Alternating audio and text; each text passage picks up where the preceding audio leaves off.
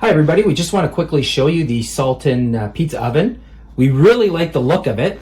On the top of it, they did have a sticker with a quick guide on how to do it. We did remove that and we actually took a picture so we could look at it later. The first thing that we noticed was that the handle was, for us it seemed like it was in an odd position. Your natural instinct is to grab from the front, but you got to use your left hand to open it. But you'll see why, because when you open it up here, you want it to be able to rest flat and it would be awkward at the front, so we understand. And then inside the oven, right now we've got a cast iron pan and it's very heavy. Obviously it doesn't translate in video, but here's your cast iron. And then the other part that we were a little bit confused about was the racking system. So there's this little lip here and we weren't really sure if where the lip should, but we decided that this is where it's going to go. And then just underneath here on the same rack, we do have a drip tray, and then for baking fries and anything else, onion rings, you can use this basket here. So right now, for the first time use, you're supposed to turn it on to 450 degrees and 17 minutes, and what that's going to do is it's going to burn off the manufacturer's oils that are inside the machine, and it might not smell very good, and like it could smoke a little bit for 10 to 15 minutes, but that's pretty normal according to the instructions and nothing to be worried about. So we're going to try a frozen pizza and we're going to see how this goes. And we have it on the frozen setting, but you have to set your own time and temperature, so we're just experimenting right now and we're doing it for what did we have it at? 2 minutes and 50 seconds. 2 minutes and 50 seconds at 480 degrees Fahrenheit.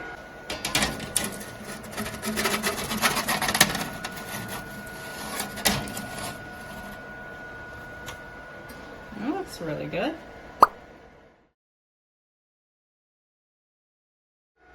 So we're preheating the oven, the New York style, and it's going to be for 600 degrees. Not an easy task and not what we're used to doing when we make pizza, but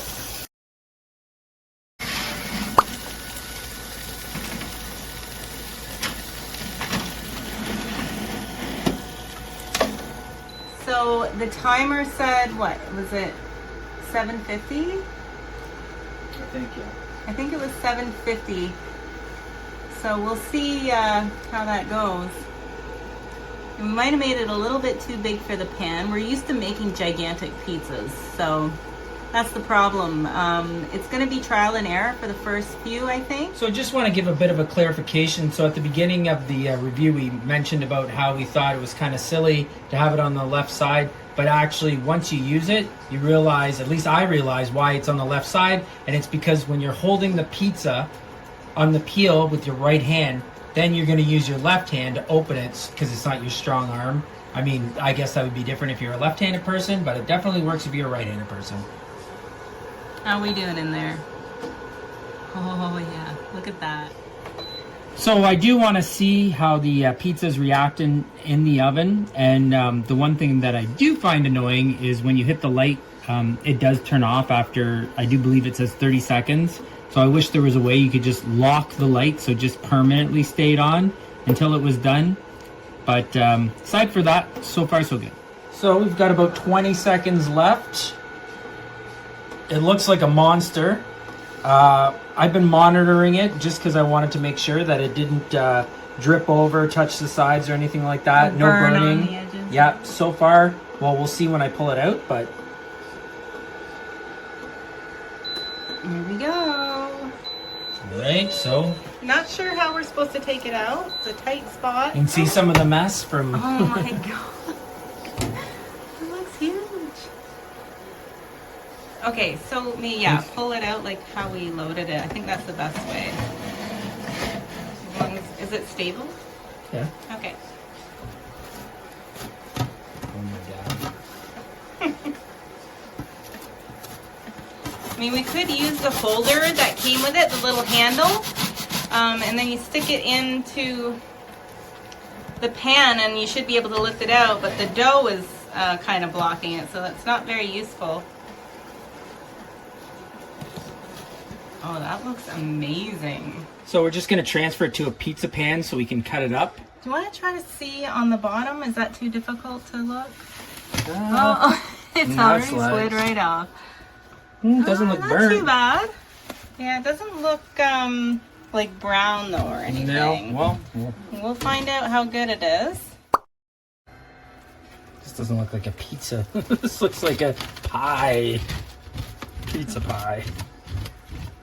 It's because of the peel that we use isn't round, so we usually do our pizzas on this pan, so it's a little bit easier to make a circle, but that looks really good. So to give you a realistic look of how messy things are going to look, this is what we are left with. Hopefully things can get better as it goes along, but yeah, this is real life, you guys. So we're doing potato chips today, and we have it, what did you set it for him? 450. We're not going to have it for 25 minutes. That's just the default. I'm just leaving it as is, and then I'll adjust it depending. I'm literally just going to watch it and see how it goes. Okay, and we'll report back. So we weren't very successful on 450. We're trying a lower temperature, and we'll see if that helps. Even though many of these are crispy on the outside, they're still flexible. They're not crunchy at all. So we're gonna try again. So these were 425 for 8 minutes, and they turned out okay. This is the best batch that we've had so far. Some of them are still really like floppy, and some of them are crispy and a little bit burnt, but yeah, that one's floppy too. Yeah, a little bit disappointing with the potato chips, I have to say. The microwave seems to be much better. All right, guys, this is part 2. And there's smoke in the kitchen. There's smoke in the kitchen. The alarm is. All right, guys, round 2, our second attempt.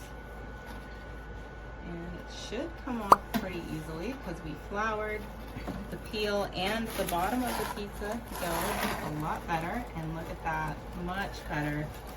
Still a little bit on the big side.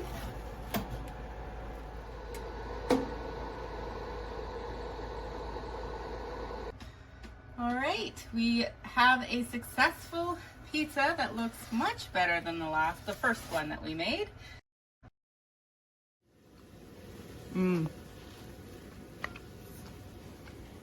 Awesome. It's really good. Perfection. And here are the finished results of roasted potatoes. And they taste delicious. I just tried one, and yeah, I'm pretty happy with it so far.